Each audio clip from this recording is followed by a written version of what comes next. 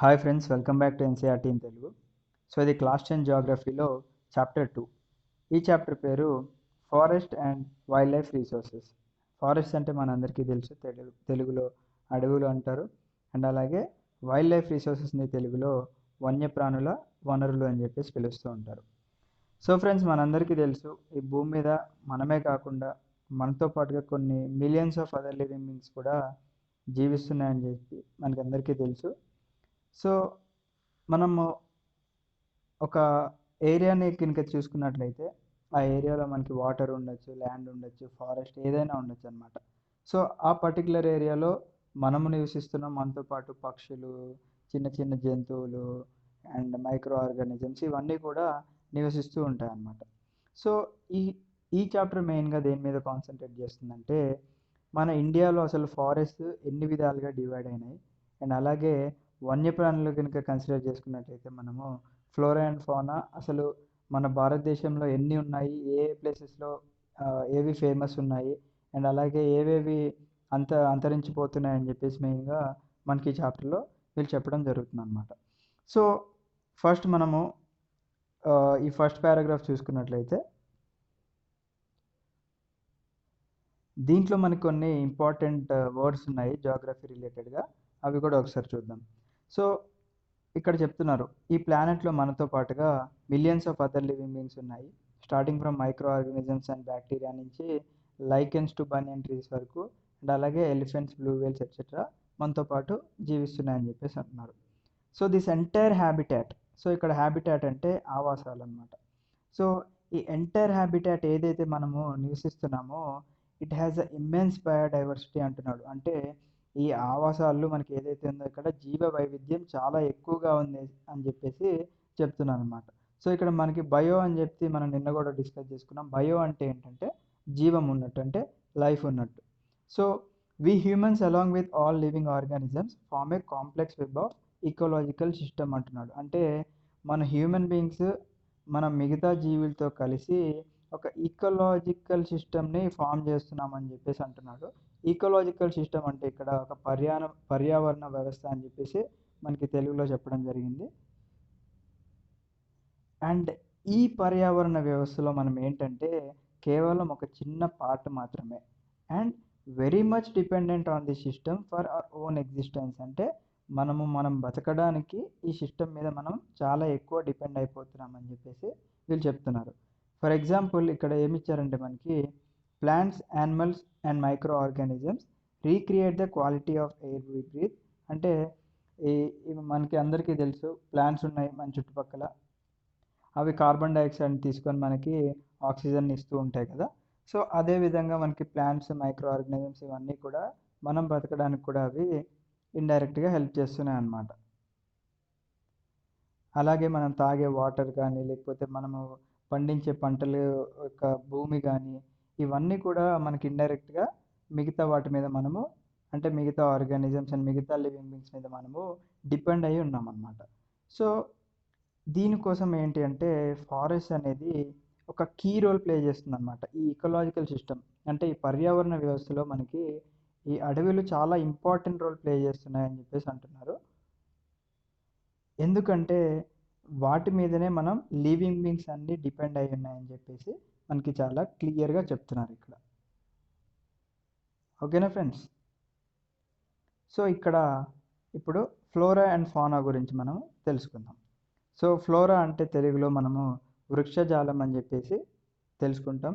So ఇక్కడ మనకి ఇక్కడ ఫ్లోరాలో లైక్ ఫ్లవర్ అని చెప్పేసి మనం గుర్తుపెట్టుకుంటే, సో ఫ్లవర్స్ అంటే మనకు అన్ని వృక్షాలు ఆ విధంగా రిలేట్ చేసుకోవచ్చు. అండ్ అలాగే ఫానా అంటే జంతుజాలం. సో మనము మన చుట్టుపక్కల చూసుకున్నట్లయితే మనతో పాటుగా కొన్ని డిఫరెంట్ యానిమల్స్ని చూడొచ్చు. లైక్ పిల్లులు చూడొచ్చు, డాగ్స్ని చూడొచ్చు, మంకీస్ని చూడొచ్చు, పాములు, తేళ్ళు ఇవన్నీ చూడొచ్చు. వీటితో పాటుగా మనకి చాలా మొక్కలు, డిఫరెంట్ వెరైటీస్ ఆఫ్ మొక్కల్ని కూడా మనము చూడొచ్చు అనమాట. So India is one of the world's richest countries in terms of its vast area of biological diversity అంటున్నాడు. అంటే ఈ బయోలాజికల్ డైవర్సిటీలో మనకి మనం మిగతా కంట్రీస్తో కంపేర్ చేసుకుంటే India one of the world's richest countries అని చెప్పేసి చెప్తున్నాడు అనమాట. బట్ ఏమవుతుందంటే ఫ్రెండ్స్ మనకి కాలానుగుణం ఇవన్నీ కొన్ని అంతరించిపోతూ ఉంటాయన్నమాట. ఫర్ ఎగ్జాంపుల్ మనము ఇన్ని ఇన్ని సంవత్సరాల నుంచి మన జనరేషన్స్ చూడనివి ఏంటి అంటే డైనోసారస్ వాటిని చూడలేదు మనం. అవి కేవలం మనకి వాటి యొక్క ఎముకలు మాత్రమే మనకి లభ్యమవుతూ ఉన్నాయి. సో, అదే విధంగా చాలా జంతువులు ఇవన్నీ జంతువులు గానీ, ప్లాంట్స్ గానీ, డిఫరెంట్ టైప్స్ ఆఫ్ స్నేక్స్ గానీ, ఫ్రాగ్స్ ఇవన్నీ కూడా మనకి టైమ్ టు టైమ్ అలా అంతరించిపోతూ ఉన్నాయన్నమాట వాటి యొక్క స్పీసీస్ అన్నీ. సో, వాటిని కాపాడే బాధ్యత కూడా మనదే అన్నమాట. సో, మనం మన ఎన్వైర్న్‌మెంట్‌ని ఎంత కాపాడుకుంటామో, ఆ ఎన్వైర్న్‌మెంట్‌లో ఉన్న ఏవైతే లివింగ్ బీయింగ్స్ ఉన్నాయో అవి వాటిని కూడా మనము అదే విధంగా కాపాడుకోవచ్చు అని చెప్పేసి చెప్తున్నానన్నమాట. So, these diverse flora and fauna are so well integrated in our daily life that we take these for granted. But lately they are under great stress mainly due to insensitivity to our environment అని చెప్పేసి అంటున్నాడు. అంటే మన environment మన ఎన్వైర్న్మెంట్‌కి మనం చేసే నష్టం వల్ల అవి చాలా అంటే గ్రేట్ స్ట్రెస్‌లో ఉన్నాయన్నమాట. అంటే అవి అంతరించిపోవడానికి రెడీగా ఉన్నాయని చెప్పేసి చెప్తున్నారన్నమాట. సో, మనకి ఇక్కడ కొన్ని ఎస్టిమేట్స్ ఏం చెప్తున్నాయంటే, మన భారతదేశంలో ఉన్న 10% of the flora and 20% of fauna ఏదైతే ఉందో, అవి థ్రెటెన్డ్ లిస్ట్‌లో ఉన్నాయని చెప్పేసి చెప్తున్నారు. సో, మీరందరికీ ఈ వర్డ్స్ అన్నీ మనకొస్తాయి. థ్రెటెన్డ్ అంటే ఏంటి? క్రిటికల్ ఎండేంజర్డ్ అంటే ఏంటి? ఎక్స్‌టింక్షన్ ఇవన్నీ మనకి నెక్స్ట్ వాళ్ళు క్లియర్‌గా ఎక్స్‌ప్లెయిన్ చేయడం జరిగింది. So, don't worry. సో, దీనికన్నా ముందు మనకి ఎగ్జామ్‌లో ఒక క్వెషన్ అడగడం జరిగింది. ఏదైతే మన ఇండియాలో ఉన్న ఫ్లోరా అండ్ ఫౌనా దేనివల్ల అంటే దేనివల్ల అవి స్ట్రెస్‌కి గురవుతున్నాయని చెప్పేసి మనకు ఆప్షన్స్ ఇచ్చి దాంట్లో వన్ ఆఫ్ ద ఆప్షన్ ఇది ఇవ్వడం జరిగింది. సో, ఇక్కడ దీని నుంచి మనకు 1 మార్క్ అనేది ఈజీగా రావచ్చు ఇన్ కేస్ ఈ క్వెషన్ అనేది అడిగితే. నెక్స్ట్ వచ్చేసి ఇంకా కొన్ని ఎగ్జామ్స్‌లో ఎలా అడుగుతారంటే పింక్ హెడెడ్ డక్ ఎక్కడ ఏ స్టేట్‌లో ఉంటుందని చెప్పేసి అడుగుతూ ఉంటారు. సో, మీరందరూ ఏం చేస్తారంటే ఫ్రెండ్స్ ఇక్కడ ఏవైతే వాడు మెన్షన్ చేసిన యానిమల్స్ ఉన్నాయో వీటన్నిటిని మీరు ఒకసారి గూగుల్ చేయండి. ఈ వీడియోని పాజ్ చేసి గూగుల్ చేస్తే ఇప్పుడు పింక్ హెడెడ్ డక్ అని ఉంది. సో, మీరు గూగుల్ చేస్తే ఆ పింక్ హెడెడ్ డక్ బొమ్మ వస్తుంది. ఆ బొమ్మను చూస్తే మీరేంటంటే క్లియర్‌గా గుర్తుపెట్టుకోగలుగుతారు. అండ్ అలాగే అది మన భారతదేశంలో ఏ ప్రదేశంలో ఉంది అని చెప్పేసి కూడా మీరు చూడండి ఒకసారి. సో, వాడు మెయిన్‌గా ఈ ప్యాసేజ్‌లో ఏం చెప్తున్నాడంటే, సో, ఈ పారాగ్రాఫ్‌లో ఏం చెప్తున్నాడంటే 10% of flora and 20% of the fauna మనకి ఇండియాలో అంతరించిపోతున్నాయి అని చెప్పేసి చెప్తున్నాడు. దాంట్లో మెయిన్‌గా అంటే మన మనం డైలీ లైఫ్‌లో చూసే ఫ్లోరా అండ్ ఫౌనా గురించే మెన్షన్ చేయడం జరిగిందనమాట. సో, ఇన్ని రోజులు మనం చూడని ప్లాంట్స్ అండ్ యానిమల్స్ కూడా ఎక్స్‌టింక్ట్ అయిపోయి ఉంటాయి. బట్ అవి ఎవరికీ తెలుసు అని చెప్పేసి వాళ్ళు చెప్తున్నారనమాట. ఓకే.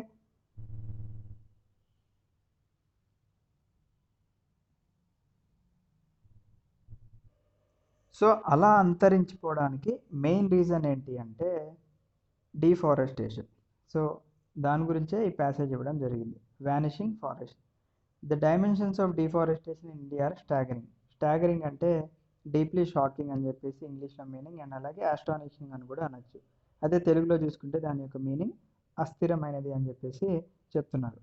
సో, మనందరికీ తెలుసు మన ఇండియాలో జనరల్‌గా ఫారెస్ట్ కవర్ అంటే according to the geographical area 33% forest ఉండాలని చెప్పేసి మనం లాస్ట్ చాప్టర్‌లో కూడా చెప్పుకున్నాము.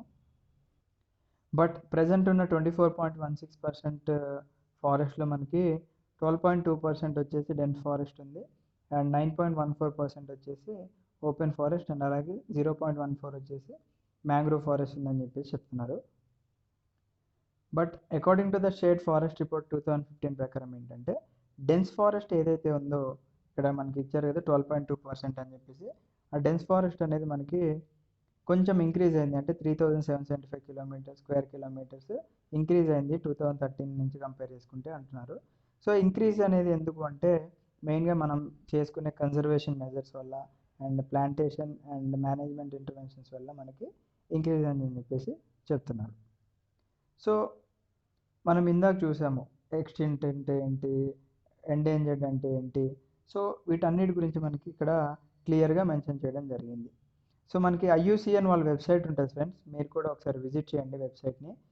దాంట్లో మనకి మన ఇండియాలో ఉన్న ఏవైతే జంతువులు అండ్ ఫ్లోరా అండ్ ఫౌనా ఏవైతే ఉన్నాయో అవి ఏవి థ్రెటెన్డ్ లిస్ట్‌లో ఉన్నవి, ఏవి రెడ్ లిస్ట్‌లో ఉన్నవి వాళ్ళు క్లియర్‌గా మెన్షన్ చేయడం జరుగుతుందనమాట. So IUCN, international union for conservation of nature and natural resources. So UPSC aspirants మీ అందరికీ ఒక question. So IUCN headquarter ఎక్కడుందో మీరు తెలిస్తే కమెంట్ సెక్షన్లో కమెంట్ చేయండి. సో వీళ్ళు మన స్పీసీస్ని ఏ విధంగా క్లాసిఫై చేశారంటే ఒకసారి చూద్దాము. ఫస్ట్ వచ్చేసి normal species. So normal species అంటే వాటి పాపులేషన్స్ లెవెల్ అనేది నార్మల్గానే ఉంటాయి అన్నమాట. ఫర్ ఎగ్జాంపుల్ మనం డైలీ చూసే క్యాటిల్ అంటే మనకి డైలీ ఏం చూస్తుంటాం ఫ్రెండ్స్, మనకి ఆవుల్ని, మేకల్ని, గేదెలు ఇవన్నీ చూస్తుంటాం కదా. అండ్ అలాగే రాడెంట్స్ తీసుకున్నట్లయితే మనము అంటే ఎలుకలు కానీ లేకపోతే గిన్నీ పిగ్స్ కానీ లేకపోతే ఉడతలు, ఇవన్నీ ఏంటంటే వాటి స్పీసీస్ అనేవి మనకి ఎప్పటికీ ఆల్మోస్ట్ కనిపిస్తూనే ఉంటాయి అన్నమాట మన కళ్ళ ముందు. అండ్ అలాగే చెట్లు తీసుకున్నట్టయితే సాల్ట్రీ అండ్ పైన్ ట్రీ, ఈ స్పీసీస్ అన్నీ మనకి నార్మల్గానే ఉన్నాయని చెప్పేసి చెప్తున్నారు అనమాట. నెక్స్ట్ వచ్చేసి ఎండేంజర్డ్ స్పీసీస్. ఫ్రెండ్స్ మీరు ఏదైతే ఇక్కడ వాళ్ళు మెన్షన్ చేస్తున్నారో మీరు ప్రతి ఒక్కటి గూగుల్ చేసుకొని మీరు చూడండి. సో మీకు ఇక్కడ రాడెంట్స్ అని గూగుల్లో టైప్ చేస్తే వాటి యొక్క ఇమేజెస్ వస్తాయి అన్నమాట. మీరు ఇమేజ్ చూస్తే మీకు ఎందుకు ఎక్కువ గుర్తుంటుందంటే ఏ పిక్చర్ ఈజ్ వర్త్ 1000 words అని చెప్పేసి చెప్తూ ఉంటారు. నువ్వు ఒక పిక్చర్ని చూస్తే నీకు అది ఒక క్లారిటీ ఉంటుంది. ఓకే రాడెంట్స్ అంటే ఇవి అని చెప్పేసి నీకు ఒక క్లియర్ ఐడియా ఉండడం కోసం ఒకసారి మీరు అందరూ ఇవి గూగుల్ చేసి చూస్తే బెటర్ అని చెప్పేసి నా అభిప్రాయం. సో ఎండేంజర్డ్ స్పీసీస్, సో దీంట్లోనే మనకుంది డేంజర్ అని చెప్పేసి. సో ఈ స్పీసీస్ అనేవి అంతరించిపోవడానికి దగ్గరలో ఉన్నాయని చెప్పేసి చెప్తున్నారు అనమాట. సో ఈ స్పీసీస్ ఏంటంటే మనకి కొన్ని ఫ్యాక్టర్స్ వల్ల కొన్ని స్పీసీస్ అనేవి అంతరించిపోతూ ఉంటాయి అన్నమాట. సో ఆ నెగిటివ్ ఫ్యాక్టర్స్ ఏదైతే ఉన్నాయో వాటిని అంతరించిపోవడానికి కారణము, సో అదే ఫ్యాక్టర్స్ కనుక కంటిన్యూ అయితే వాటి పాపులేషన్ అనేది తగ్గిపోతూ ఉంటుంది అని చెప్పేసి చెప్తున్నారు అనమాట.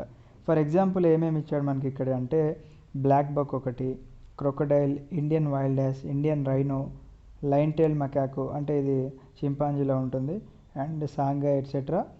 సో ఇవన్నీ ఏంటంటే ఆ నెగిటివ్ ఫ్యాక్టర్స్ ఏదైతే ఉన్నాయో వాటి వల్ల అవి అంతరించిపోవడానికి రెడీగా ఉన్నాయని చెప్పేసి చెప్తున్నారు. నెక్స్ట్ వచ్చేసి vulnerable species. So vulnerable species అంటే ఏంటి అంటే ఈ స్పీసీస్ పాపులేషన్ అనేది చిన్నగా తగ్గుతూ ఉంది. బట్ ఏవైతే ఇందాక ఆ నెగిటివ్ ఫ్యాక్టర్స్ అనేది వీటిని ఇంపాక్ట్ చేస్తూ ఉంటాయో ఆ నెగిటివ్ ఫ్యాక్టర్స్ అనేది అలానే కంటిన్యూ అయిపోతే ఇవి వల్నరబుల్ నుంచి మళ్ళీ ఎండేంజర్డ్ స్పీసీస్కి వెళ్ళిపోతాయి అన్నమాట. సో అది చెప్తున్నారు. ఎగ్జాంపుల్ వచ్చేసి మనకి ఇక్కడ blue sheep, Asiatic elephant, Gangetic dolphin etcetera. So ఈ యానిమల్స్ ఏవైతే ఉన్నాయో మనకి ఇవి త్వరలో ఎండేంజర్డ్కి వెళ్ళడానికి ఆస్కారం ఉంది అని చెప్పేసి చెప్తున్నారు. రేర్ స్పీసీస్ మనకి ఇక్కడ తెలుస్తుంది, రేర్ స్పీసీస్ అంటే చాలా అరుదైనవి అని చెప్పేసి. సో ఇవి కూడా ఆ నెగిటివ్ ఫ్యాక్టర్స్ అనేది ఇంపాక్ట్ చేస్తే ఇవి కూడా వల్నరబుల్ ఆర్ ఎండేంజర్డ్ కేటగిరీకి వెళ్ళే ఆస్కారం ఉందని చెప్పేసి చెప్తున్నారు అనమాట. ఫర్ ఎగ్జాంపుల్ ఇక్కడ Himalayan brown bear, wild Asiatic buffalo, desert fox, hornbill etcetera. ఇక్కడ హార్న్బిల్ అనేది మనం జంతువుని చూసుకున్నట్లయితే ఇంకా మనకు ఒక హార్న్బిల్ ఫెస్టివల్ అని కూడా ఉంటుంది ఫ్రెండ్స్. మీకు ఆ ఫెస్టివల్ ఏ స్టేట్లో జరుపుకుంటారో తెలిస్తే మీరు కమెంట్ సెక్షన్లో కమెంట్ చేయండి. సో నెక్స్ట్ వచ్చేసి ఎండమిక్ స్పీసీస్. ఎండమిక్ స్పీసీస్ ఇవి ఓన్లీ సమ్ పర్టికులర్ ఏరియాస్లోనే మనకి కనిపించడం జరుగుతుంది ఫ్రెండ్స్. ఏవైతే మనకి న్యాచురల్ అండ్ జియోగ్రఫికల్ బ్యారియర్స్ ఎక్కువ ఉంటాయో ఆ ప్రదేశాల్లో మెయిన్గా ఈ స్పీసీస్ అనేవి చాలా అరుదుగా మనకి కనిపిస్తూ ఉంటాయి అండ్ చాలా తక్కువ మొత్తంలో కనిపిస్తూ ఉంటాయి అని చెప్పేసి చెప్తున్నారు. ఎగ్జాంపుల్ ఏంటి అంటే Andaman teal, Nicobar pigeon, Andaman wild pig, mithun in Arunachal Pradesh. So ఇవన్నీ ఎండమిక్ స్పీసీస్ అన్నమాట. ఓన్లీ ఆ ఏరియాస్లోనే కనిపిస్తూ ఉంటాయి అండ్ వేరే దగ్గర కనపడవు మనకి. Extinct species. నెక్స్ట్ వచ్చేసి ఎక్స్టింక్ట్ స్పీసీస్ అని చెప్పుకున్నాం కదా. ఈ స్పీసీస్ అంటే ఇంకా అంతరించిపోయిన స్పీసీస్ అన్నమాట. సో అవి మనకి లోకల్ ఏరియాలో అంతరించిపోవచ్చు, లేకపోతే ఒక పర్టికులర్ రీజియన్ కానీ, కంట్రీ కానీ, ఒక కాంటినెంట్ కానీ ఎక్కడి నుంచైనా మన భూభాగం నుంచి అంతరించిపోయిన స్పీసీస్ అన్నమాట ఇది. ఎగ్జాంపుల్ తీసుకున్నట్లయితే మనకి ఇక్కడ ఏషియాటిక్ చీతా అండ్ అలాగే pink head duck extinct species అని చెప్పేసి చెప్తున్నారు. సో ఇక్కడ ఏషియాటిక్ చీతా గురించి ఇచ్చారనమాట. అసలు అవి ఎక్కడికి వెళ్ళిపోయినాయి అని చెప్పేసి చెప్తున్నారు.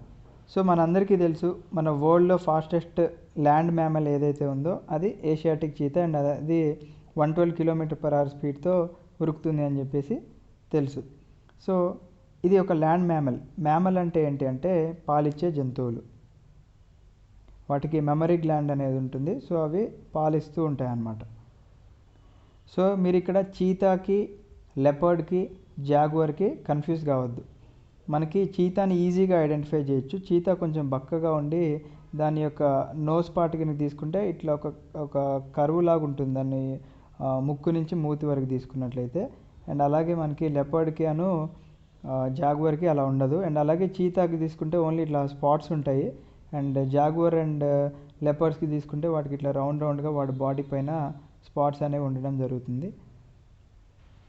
సో మనకి 20th century, ఇప్పుడు మనం 21st centuryలో ఉన్నాం కదా. సో 20th century కన్నా ముందు ఏంటంటే చీతాస్ మనకి ఏషియాలో, ఆఫ్రికాలో ఎక్కడ పడితే అక్కడ డిస్ట్రిబ్యూట్ అయిపోయి ఉన్నాయన్నమాట. సో ఏషియాటిక్ చీతా మన ఏదైతే ఉందో అది నియర్లీ ఎక్స్టింక్ట్ అయిపోయింది. ఎందుకంటే వాటి యొక్క ఆవాసాలు లేక అవి ఎక్స్టింక్ట్ అయిపోయినాయి. అండ్ వాటిని 1952లోనే మన ఇండియా ఎక్స్టింక్ట్ స్పీసీస్ అని చెప్పేసి డిక్లేర్ చేయడం జరిగిందనమాట. సో ఇందాక నుంచి చెప్పుకుంటున్నాం మనము నెగిటివ్ ఫ్యాక్టర్స్ వల్ల ఇవన్నీ జీవరాశులు అంతరించిపోతున్నాయి, ఫ్లోరా అండ్ ఫాన్ అని చెప్పేసి చెప్పుకుంటున్నాం. సో అసలు ఆ నెగిటివ్ ఫ్యాక్టర్స్ ఏంటి, అవి డిక్లేర్ అవడానికి రీజన్స్ ఏంటో మనకి ఇక్కడ చెప్పడం జరిగింది. So if you look around you will be able to find out how we have transformed nature into a resource obtaining directly and indirectly from the forest and wild life. So ఇండైరెక్ట్గా వాడు ఏం చెప్తున్నాడంటే అవి అంతరించిపోవడానికి ఎవరో కాదు కారణము మనమే అని చెప్పేసి చెప్తున్నాడు. ఎందుకంటే మనం ఫారెస్ట్ నుంచి వుడ్ తీసుకుంటాము, బాక్స్ తీసుకుంటాం, leaves, rubber, medicines, dyes, food, fuel, fodder, manure etcetera. ఇవన్నీ మనము ఫారెస్ట్ని డిస్ట్రాయ్ చేసుకొని మన స్వార్థం కోసం తెచ్చుకుంటూ ఉన్నామన్నమాట. So it is we ourselves who have depleted our forest and wild life అని చెప్పేసి మనకి ఇక్కడ క్లియర్గా చెప్పడం జరిగింది. సో మన భారతదేశంలో, మన ఇండియాలో మెయిన్గా ఎక్కువ డ్యామేజ్ ఎప్పుడు జరిగింది అంటే మన ఇండియన్ ఫారెస్ట్కి కొలోనియల్ పీరియడ్లో ఉన్నప్పుడు జరిగింది అని చెప్పేసి అంటున్నారు. ఎందుకంటే అప్పుడు వాళ్ళు రైల్వేస్ కోసం ఎక్స్పాన్షన్ చేయడము, and agricultural purpose, commercial purpose, scientific forestry and mining activities etcetera కోసం వాళ్ళు ఫారెస్ట్ని డిస్ట్రాయ్ చేశారని చెప్పేసి చెప్తున్నారు. అండ్ ఈవెన్ ఆఫ్టర్ ఇండిపెండెన్స్, మనకు స్వతంత్రం వచ్చిన తర్వాత కూడా అగ్రికల్చరల్ ఎక్స్పాన్షన్ అలా కంటిన్యూ అయిపోయి ఫారెస్ట్ అనేవి డెప్లీట్ అయిపోయినాయి అని చెప్పేసి చెప్తున్నారు. అంటే ఫారెస్ట్ని మనం డిస్ట్రాయ్ చేసుకొని వాటిని మనం అగ్రికల్చరల్ పర్పస్, వ్యవసాయం కోసం వాడుకుంటున్నామని చెప్పేసి చెప్తున్నారు. ఎందుకంటే మనకి ఇండిపెండెన్స్ వచ్చిన తర్వాత నుంచి ఇండియాలో మోర్ దెన్ 50% అనేది పాపులేషన్ అగ్రికల్చర్ మీద డిపెండ్ అయింది కాబట్టి.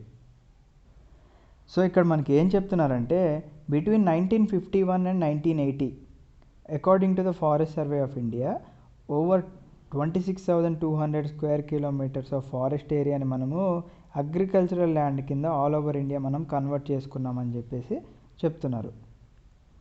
అండ్ అలాగే మనము నార్త్ ఈస్టర్న్ అండ్ సెంట్రల్ ఇండియాలో చూసుకున్నట్లయితే మనము షిఫ్టింగ్ కల్టివేషన్ ఆర్ జుమ్ కల్టివేషన్ అంటారు, దాన్నే స్లాష్ అండ్ బర్న్ అని కూడా చెప్పేసి అంటూ ఉంటారు. సో ఆ టైప్ ఆఫ్ కల్టివేషన్ వల్ల కూడా మనము డిఫారెస్టేషన్ అనేది చేసామని చెప్పేసి చెప్తున్నారు. సో మనం ఇప్పుడు కొలోనియల్ ఫారెస్ట్ పాలసీస్ని బ్లేమ్ చేయొచ్చా అని చెప్పేసి వాళ్ళు అడుగుతున్నారు.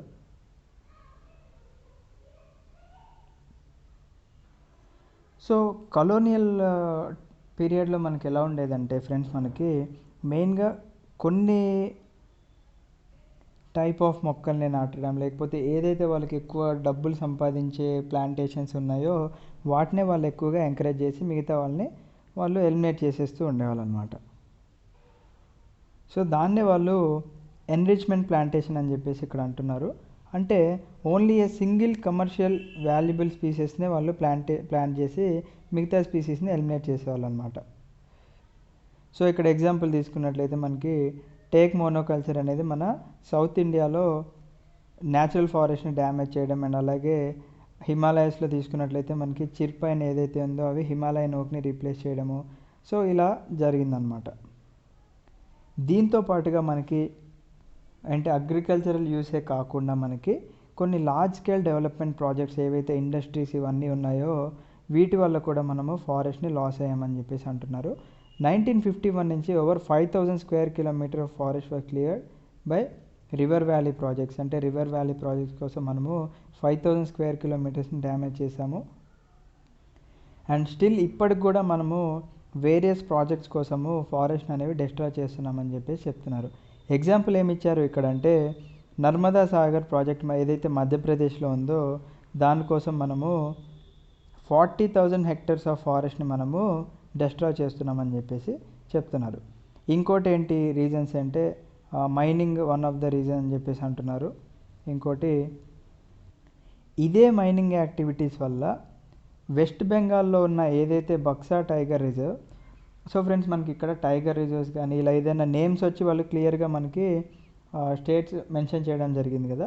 సో మీరు ఇవి గుర్తుపెట్టుకోవాలన్నమాట ఇక్కడ. సో ఎగ్జామ్లో అడగచ్చు బక్సా టైగర్ రిజర్వ్ ఎక్కడ ఉంది అని చెప్పేసి.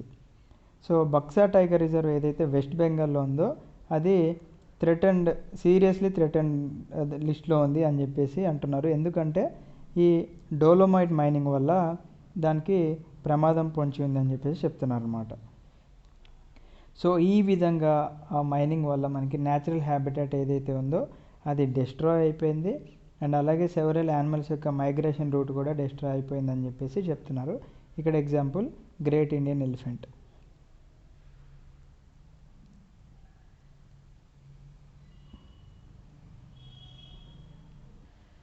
సో మన అగ్రికల్చర్, ఈ mining activities and river valley projects ఇవే కాకుండా ఇంకొక one of the main reason ఏంటి అంటే మనకి grazing and fuel wood collection కూడా మనకి ఫారెస్ట్ని మనం ఎక్కువగా డిగ్రేడ్ చేస్తున్నామని చెప్పేసి చెప్తున్నారు వాళ్ళు. ఎందుకంటే అది మనం చెప్తున్నామంటే మెయిన్గా చాలా ఫారెస్టర్స్ అండ్ ఎన్వైర్మెంటలిస్ట్ వాళ్ళ యొక్క అభిప్రాయాన్ని చెప్పడం జరుగుతుందన్నమాట. సో ఫ్రెండ్స్ నెక్స్ట్ వచ్చేసి మనకి చాలా ఎగ్జామ్స్లో అడిగిన క్వశ్చన్ ఏంటి అంటే హిమాలయ ప్రదేశంలో మనకి ఒక మొక్క దొరుకుతుంది. అది ఒక మెడిసినల్ ప్లాంట్ అన్నమాట. సో దాని పేరే హిమాలయన్ యూ. సో ఇది హిమాచల్ ప్రదేశ్ అండ్ అరుణాచల్ ప్రదేశ్ ఏరియాలో మనకి లభిస్తూ ఉంటుందన్నమాట. సో దీంట్లో ఒక కెమికల్ కాంపౌండ్ ఉంటుంది ఫ్రెండ్స్, టాక్సాల్ అని చెప్పేసి. ఇది కూడా చాలా ఇంపార్టెంట్, గుర్తుపెట్టుకోండి. సో ఇది వాటి యొక్క బార్క్ నుంచి, నీడిల్స్, ట్విగ్స్ అండ్ రూట్స్ నుంచి తీసుకోవడం జరుగుతుంది. ఇదేంటంటే వేరియస్ టైప్స్ ఆఫ్ క్యాన్సర్స్ని క్యూర్ చేయడానికి ఈ మొక్క అనేది మనకి ఉపయోగపడుతుంది అని చెప్పేసి చెప్తున్నారు అనమాట. సో ఎగ్జామ్లో వాడు క్వశ్చన్ అడగచ్చు, which of the following medicinal plant has medicinal value to cure cancer అని చెప్పేసి వాడు క్వశ్చన్ అడగచ్చు. సో కింద ఆప్షన్స్లో మనకి హిమాలయన్ యూ అనేది ఇవ్వడం జరుగుతుంది. ఆర్ హిమాలయన్ యూలో which of the following substance is present అని చెప్పి కింద ఆప్షన్స్లో టాక్సాల్ అని కూడా ఆప్షన్ ఇవ్వడం జరగచ్చు అనమాట. సో ఇంక ఇక్కడ ఏం చెప్తున్నారంటే the drug is now the biggest selling anti cancer drug in the world అని చెప్పేసి కూడా చెప్తున్నాను అనమాట. So the species is under great threat due to over exploitation. So over exploitation వలన ఈ స్పీసీస్ కూడా మనకి చాలా థ్రెట్ ఉంది వాటికి అని చెప్పేసి చెప్తున్నారు. అండ్ లాస్ట్ డెకేడ్ చూసుకుంటే మనకి థౌజండ్స్ ఆఫ్ యూ ట్రీస్ ఏవైతే ఉన్నాయో అవి డ్రై అప్ అయిపోయినాయి హిమాచల్ ప్రదేశ్ అండ్ అరుణాచల్ ప్రదేశ్లో అని చెప్పేసి చెప్తున్నారు. సో ఇక్కడ మనకి ఎక్స్ప్లాయిటేషన్ అంటే తెలుగులో వర్డ్ మీనింగ్ అర్థం ఏంటంటే వినియోగం, అంటే ఎక్కువగా వినియోగించడం వలన. సో మన ఇండియన్ బయోడైవర్సిటీకి మెయిన్గా డిక్లైన్ అవ్వడానికి, అంటే అంతరించిపోవడానికి మెయిన్గా కారణాలు ఏంటంటే ఫస్ట్ వచ్చేసి హ్యాబిటాట్ డిస్ట్రక్షన్, తర్వాత హంటింగ్, వేటాడడం, poaching, over exploitation, environmental pollution, poisoning, forest fires, ఇవన్నీ కూడా ఫ్యాక్టర్స్ అని చెప్పేసి వాళ్ళు అంటే మెయిన్ ఫ్యాక్టర్స్ కింద కన్సిడర్ చేస్తున్నారు అనమాట. ఇండియాస్ బయోడైవర్సిటీ డిక్లైన్ అవ్వడానికి, అంటే తగ్గిపోతూ ఉండడానికి కారణాలు. సో అదర్ ఇంపార్టెంట్ కాసెస్ ఏం చెప్తున్నారంటే మనకి అందరికీ ఈక్వల్గా యాక్సెస్ లేకపోవడం, అందరూ ఈక్వల్గా కన్జ్యూమ్ చేసే ఆస్కారం లేకపోవడం, and differential sharing of responsibilities. So ఇవన్నీ కూడా రీజన్స్ అని చెప్పేసి చెప్తున్నారు. ఇంకోటి ఏంటంటే మనకి పాపులేషన్ అనేది చాలా ఎక్కువగా పెరిగిపోవడం వల్ల మనకి ఎన్వైరన్మెంటల్ డిగ్రేడేషన్ అనేది జరుగుతుంది. ఇక్కడ ఒక ఎగ్జాంపుల్ ఇచ్చారు మనకి.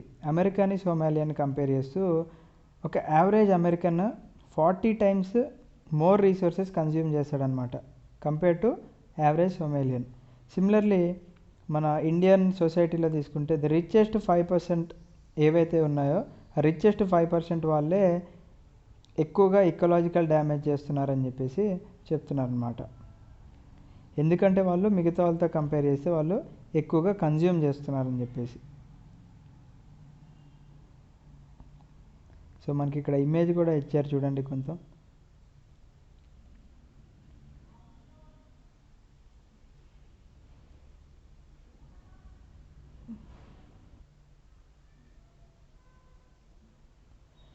సో మన ఇండియాలో ఉన్న న్యాచురల్ ఫారెస్ట్ ఏదైతే ఉన్నాయో ఇప్పటి వరకు సగం న్యాచురల్ ఫారెస్ట్ అనేది అంతరించిపోయింది. అండ్ అలాగే 1/3 ఆఫ్ ద వెట్లాండ్స్ ఏవైతే ఉన్నాయో అవి డ్రైన్ అవుట్ అయిపోయినాయి. And 70% of the surface water bodies pollute అయిపోయినాయి. 40% ఆఫ్ మ్యాంగ్రూవ్స్ వైప్ అవుట్ అయిపోయినాయి. అండ్ దీంతో పాటుగా hunting and trade of wild animals and commercially valuable plants వల్ల thousands of plants and animal species కూడా ఎక్స్టెన్షన్ అంటే అంతరించిపోవడానికి దగ్గరలో ఉన్నాయని చెప్పేసి అంటున్నారు.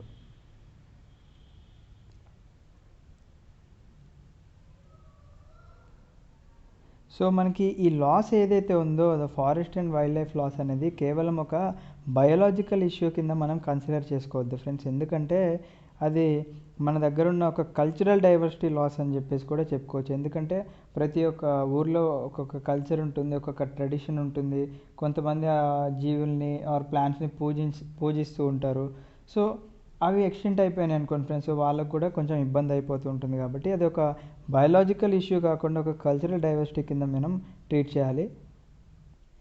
ఎందుకంటే మనకి ఫారెస్ట్ దగ్గర తీసుకున్నట్లయితే డిఫరెంట్ కమ్యూనిటీస్ వాళ్ళు అక్కడ నివసిస్తూ ఉంటారు. అండ్ వాళ్ళు ఫారెస్ట్ యొక్క ఫుడ్ మీద కానీ మెడిసిన్స్ అండ్ వాటి మీద ఎక్కువగా డిపెండ్ అయిపోయి ఉంటారు అనమాట వాళ్ళు బ్రతకడానికి. అండ్ అలాగే వాళ్ళ యొక్క కల్చర్ అండ్ స్పిరిచువాలిటీ కూడా వాటి మీదే డిపెండ్ అయిపోయి ఉంటుంది.